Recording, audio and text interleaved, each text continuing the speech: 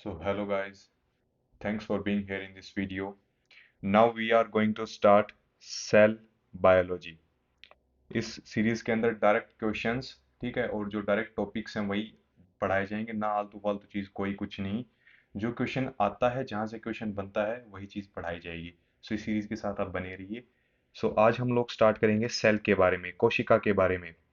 सो जो सेल है, जो कोशिका है, वो है क्या चीज? जो सेल है, सीधा इक्वेशन आता है, cell is the basic unit of life. Cell is the basic unit of life. Cell जो है हमारी बॉडी की सबसे मूलभूत और छोटी इकाई है। इससे कोई भी चीज छोटी इंडिपेंडेंट एग्जिस्टेंस नहीं शो करती। सो सेल क्या है? बेसिक यूनिट ऑफ लाइफ है। यहाँ से इक्वेशन आएगा आपका। सो आज इसी जो बेसिक यूनिट है, जो हमारी बॉडी की जो सबसे मूलभूत इकाई है, उसके बारे में हम लोग पढ़ेंगे।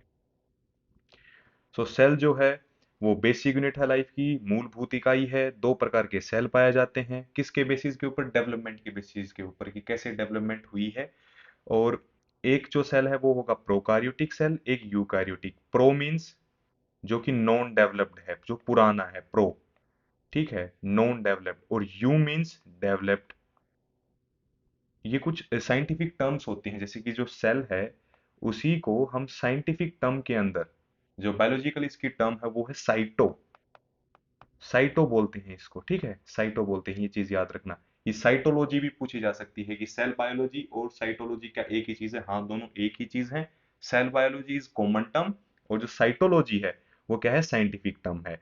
ऐसे ही जो कैरियोन है, ये जो आपको कैरियो दिख रहा है, कैरियो, ये टर्म है कैरियोन। कैरियोन का मतलब होता है न्यूक्लियस, जो कि सेल का केंद्रक होता है, ठीक है। अब इन्हीं, अगर हम टर्म्स को सिर्फ समझ जाएं, सिर्फ टर्म्स को अगर हम लोग समझ जाएं, तो सब कुछ क्लियर है।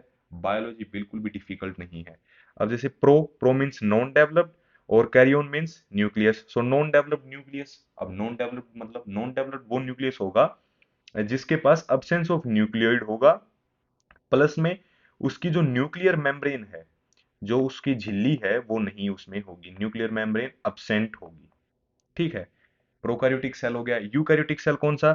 जिसके पास जो कैरियोन है, जो न्यूक्लियस जो है वो क्या है? डेवलप्ड है। डेवलप्ड न्यूक्लियस वही हो गया जिसके पास न्यूक्लियर मेम्ब्रेन प्रेजेंट होगी। न्यूक्लियर मेम्ब्रेन क्या होगी? प्रेजेंट होगी। यहाँ प्रोकैरियोटिक के पास अब्सेंट थी, यहाँ पे प्रेजेंट होगी यूकैरियोटिक, यूकैरियोटिक के अंदर। सो प्रोकैरियोटिक के कुछ एग्जांपल्स पूछ लेते हैं। मेनली बैक्टीरिया पढ़ना है, माइकोप्लाज्मा पढ़ना है। ये दोनों याद होनी चाहिए कि बैक्टीरिया और माइकोप्लाज्मा जो कि दोनों हैं, वो क्या है? बैक्टीरिया प्लस माइकोप्लाज्मा, ये दोनों यूनिसेलुलर ऑर्गेनिजम्स हैं। एक ही सेल इनके अंदर कंप्लीट काम करता है। सो बैक्टीरिया और माइकोप्लाज्मा दोनों क्या है? प्रोकैरियोटिक सेल हैं। और यूकैरियोटिक सेल के अगर मैं एग्जांपल्स दूं, तो उन्हें भी हमें डिटेल में पढ़ना है। कौन कौन से हैं? एक हो गया एनिमल सेल, एक हो गया प्लांट सेल, जंतु की कोशिका और पादप की कोशिका। सो सेल जो है, एक तो पहले बता दिया मैंने, cell on the basis of development. Development कैसे हुई, विकास कैसे हुआ, तो एक होगा प्रोकैरियोटिक सेल, एक होगा यूकैरियोटिक सेल। दूसरा मैं डिफरेंशिएट करूँ तो एक सेल के बीच में, सो एक दूसरा टाइप का सेल होते हैं जो कि क्या है? On basis of number of cells, कि उस ऑर्गेनिज्म के अंदर कितने मतलब नंबर ऑफ सेल्स हैं, कितने संख्या है सेल्स की, जो कि फंक्शनल है। सो यूनिसेलुलर के अंदर एक ही सेल होगा। यूनी मीन्स वन सेलुलर, पता चल गया। मल्टी मीन्स ज्यादा। मल्टी के लिए दूसरा टर्म भी एक यूज होता है, पोली। सो मल्टी पोली मतलब क्या होता है? ज्यादा। सो ज्यादा सेल यहाँ पे फंक्शनल होंगे। अब यूनिसेलुलर के अंदर बैक्टीरिया है, कुछ प्रोटिस्टा, यीस्ट, यूनिसेलुलर फंजी, कुछ लोअर ऑर्गेनिजम्स। जो लोअर ऑर्गेनिजम्स हैं, जो पहले आए थे इस धरती के ऊपर, वो सारे यूनिसेलुलर थे मोस्टली। नोट सारे, मोस्टली जो थे वो यूनिसेलुलर थे। और मल्टी सेलुलर के अंदर जैसे कि एनिमल्स हैं, प्लांट है, कुछ फंगी हैं, जो कि मल्टी सेलुलर हैं, और यूनिसेलुलर भी है फंगी। सो यूनिसेलुलर मल्टी सेलुलर के अंदर कंफ्यूज नहीं होना है। फंगी जो है वो यूनिसेलुलर भी हो सकती है, मल्टी सेलुलर भी हो सकती है। ज्यादातर मल्टी सेलुलर है फंगी, ठीक है। अभी बैक्टीरिया बता दिया, बैक्टीरिया यूनिसेलुलर है।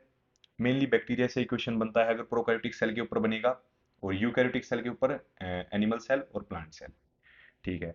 अभी स्टेटमेंट आ गई कि nothing smaller than a cell shows independent existence. Cell से छोटी कोई भी चीज इंडिपेंडेंट एग्जिस्टेंस शो नहीं कर सकती। ये चीज याद रखना, क्वेश्चन सीधा आ सकता है कि क्या कोई चीज अगर सेल नहीं है उससे नीचे अब वो जीवन यापन कर सकता है? नहीं कर सकती, कोई भी चीज जीवन यापन नहीं कर सकती। सेल से छोटी कोई भी चीज इंडिपेंडेंट एग्जिस्टेंस नहीं शो करता, उसकी डेथ निश्चित है, मतलब वो होगा ही नहीं, कोई चीज ऐसी है ही नहीं जो सेल से नीचे है बायोलॉजी के टर्म के अंदर।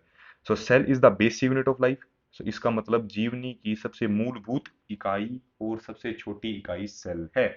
और सेल जो है वो complete perform essential functions of life. हमारी जो अ, हमारा जो जीवन है उसके सभी सभी फंक्शंस को परफॉर्म करता है सेल। सो ये तीन यहाँ से आ सकते हैं कि सेल जो है फंडामेंटल है, बिल्कुल सही। सेल जो है वो स्ट्रक्चरल है, बिल्कुल सही। सेल जो है फंक्शनल है, बिल्कुल सही। ये तो मैंने बता दिया फंक्शनल क्यों है, क्योंकि असेंशियल जो हमारी बॉडी के अंदर असेंशियल जो फंक्शन होते हैं वो कौन परफॉर्म करता है?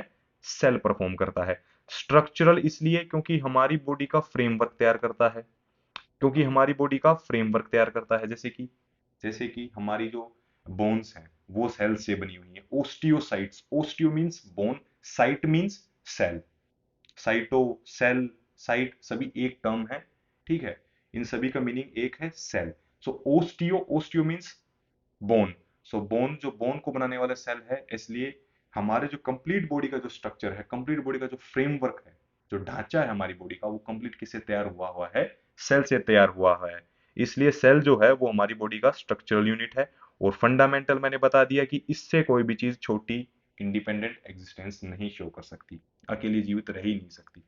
सो cell is the basic unit of life. अब इस चारों स्टेटमेंट मैं बोल देता हूँ जो इंपॉर्टेंट है। Cell is the basic unit of life first.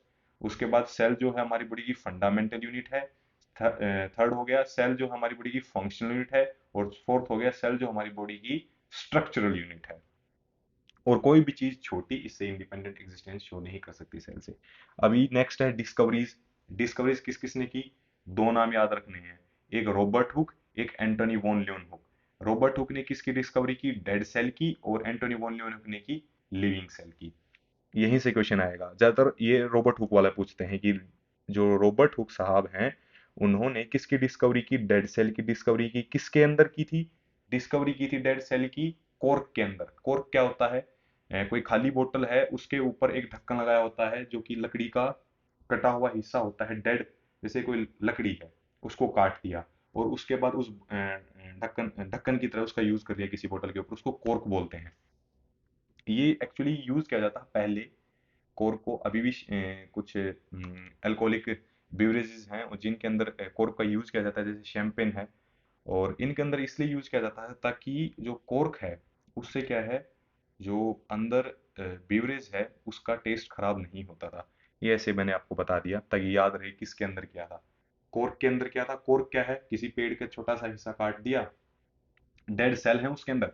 सो इसलिए रॉबर्ट हुक ने उस कोर्क को अंडर माइक्रोस्कोप देखा। माइक्रोस्कोप कौन सा था? सिंपल माइक्रोस्कोप था, क्योंकि पहले काफी पुरानी बात है, 1665 की बात है। उस टाइम माइक्रोस्कोप इतना था नहीं, मतलब इलेक्ट्रॉन माइक्रोस्कोप नहीं था। ये जो रॉबर्ट हुक था ये एक मैथमेटिशियन था और फिजिशियन था। फिजिक्स का काफी इसको शौक था, तो इसके पास सिंपल माइक्रोस्कोप पड़ा हुआ था। इसने कोर्क को उठाया, उसको डाला, उसके बाद देखा इसने कि इसके अंदर क्या है? डेड सेल है। सो डेड सेल की डिस्कवरी किसने की थी? रॉबर्ट हुक ने। रॉबर्ट हुक जो साहब थे उन्होंने डिस्कवर किया था डेड सेल इन कॉर्क यूजिंग सिंपल माइक्रोस्कोप। उसके बाद 10 साल बाद, ये 1665 की बात है, उसी के बाद 1675 के अंदर, 1675 के अंदर एक साहब हुए एंटोनी वॉन ल्यूनहुक। उन्होंने लिविंग सेल की डिस्कवरी की। उन्होंने लिविंग सेल की डिस्कवरी किसके अंदर की? उन्होंने लिविंग सेल की डिस्कवरी की डर्टी वाटर के अंदर। गंदा पानी इन्होंने देखा, उन्होंने उसको उठाया, उसको चेक किया अंडर सिंपल माइक्रोस्कोप। उसके अंदर देखा कि कोई चीज है जो मूवमेंट शो कर रही है, मूवमेंट शो कर रही थी, तो इसलिए लिविंग सेल हुआ। ठीक है। इन्हें बात याद आई कि रॉबर्ट हुक साहब ने भी ऐसा कुछ 10 साल पहले एक डिस्कवरी की थी जिसके अंदर उन्होंने डेड सेल की खोज की थी। ऐसे ही इनके दिमाग में आया, इन्होंने डर्टी वाटर उठाया, उसके अंदर देखा। सो जो चीज मूवमेंट कर रही थी वो बैक्टीरिया था। सो सबसे पहले कौन सा सेल डिस्कवर हुआ लिविंग सेल के अंदर? Bacterial cell. और ये बता दिया मैंने कि लिविंग सेल की डिस्कवरी की थी एंटोनी वॉन लियोनहुक ने। दो नाम, Robert Hooke, Antonie van Leeuwenhoek. Robert Hooke ने किसने किया? डेड सेल की डिस्कवरी। और एंटोनी वॉन लियोनहुक ने किसकी की? लिविंग सेल की। काम खत्म। न्यूक्लियस जो था डिस्कवर किया था रॉबर्ट ब्राउन ने। कोई पूछ ले तो पूछ ले, नहीं तो इतना जरूरी है नहीं। यूज क्या किया था, इलेक्ट्रॉन माइक्रोस्कोप। सीधी बात है, अगर कोई बाहर बाहर की चीज देखनी है, बाहर बाहर की कवरिंग देखनी है, ठीक है, क्या चीज है, क्या मूवमेंट कर रही है, दूर दूर से देखना है, तो आपको एक छोटा फोन भी चलेगा, कोई दिक्कत नहीं है। लेकिन अगर कोई दूर की चीज है, जैसे कि कोई स्टार देखना है, ठीक है, तो उसके लिए आपको टेलीस्कोप यूज करना पड़ेगा। ऐसे ही पहले जो था सिंपल माइक्रोस्कोप यूज किया रॉबर्ट हुक साहब ने, एंटोनी वॉन ल्यून हुक साहब ने, ताकि बाहर बाहर का स्ट्रक्चर कुछ पता चल जाए। उसके बाद जैसे ही इलेक्ट्रॉन माइक्रोस्कोप की खोज हुई, काफी एक्सपेंसिव होता है इलेक्ट्रॉन माइक्रोस्कोप, उसकी खोज होने के बाद मेडिकल और केमिकल जो फील्ड है उसके अंदर काफी काफी काफी इनोवेशंस हुए, और फिर उन्हें न्यूक्लियस भी खोज कर दी। सो किसने खोज की थी न्यूक्लियस की, रॉबर्ट ब्राउन साहब ने। और उसके बाद ये कोई पूछ ले तो पूछ ले, इलेक्ट्रॉन माइक्रोस्कोप की खोज किसने की, मैक्सनोल एंड रुश्का, दोनों रशियन साइंटिस्ट थे। रशियन साइंटिस्ट थे, इन दोनों ने मिलकर क्या की, इलेक्ट्रॉन माइक्रोस्कोप की खोज की। ये इलेक्ट्रॉन माइक्रोस्कोप ऐसे वर्क करता है, इसका मैकेनिज्म है ये। बस ऐसे थोड़ी स्लाइड को जो है इंटरेस्टिंग बनाने के लिए, ऐसा कुछ इसमें खास है नहीं। सो अभी आज के अंदर हमने देख लिया कि सेल जो है वो बेसिक यूनिट ऑफ लाइफ है। उसी के बाद सेल फंडामेंटल, स्ट्रक्चरल और फंक्शनल यूनिट ऑफ लाइफ है। कोई भी चीज सेल से छोटी इंडिपेंडेंट एग्जिस्टेंस नहीं शो करती। उसके बाद डेड सेल की डिस्कवरी की रॉबर्ट हुक ने इन 1665। ये पूछ लेते हैं कौन से सन के अंदर की थी रॉबर्ट हुक ने। दूसरा, जो लिविंग सेल है उसकी डिस्कवरी किसने की, एंटनी वॉन ल्यूनहुक ने की। किसके अंदर की, एक डर्टी वाटर के अंदर की थी।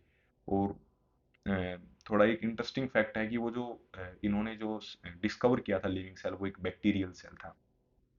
इन्हें नहीं पता था कि वो बैक्टीरियल सेल है, बस उन्हें वो मूवमेंट करता हुआ दिखा, और इन्हें लगा कि एक लिविंग बॉडी है कोई इसके अंदर जो कि मूवमेंट शो कर रही है। नेक्स्ट वीडियो के अंदर हम सेल थ्योरी, सेल हाइपोथेसिस वगैरह देखेंगे, काफी इंपॉर्टेंट है, वहीं से क्वेश्चंस भी आते हैं। आज की वीडियो के लिए काफी है, छोटी छोटी शॉर्ट्स वीडियो बनाऊंगा मैं, ताकि जल्दी से जल्दी शॉर्ट के अंदर कंप्लीट चैप्टर कवर हो जाए। सो आप बने रहिए इसी वीडियो के साथ, और यहीं पे इसी चैनल के ऊपर। थैंक यू, कंप्लीट वीडियो देखी आपने, और मैं आशा करता हूँ कि आप सब्सक्राइब करेंगे, कमेंट्स करेंगे। कोई अगर आपको लगता है कि मैं कुछ इम्प्रूव कर सकता हूँ तो आप मुझे प्लीज़ बताएं।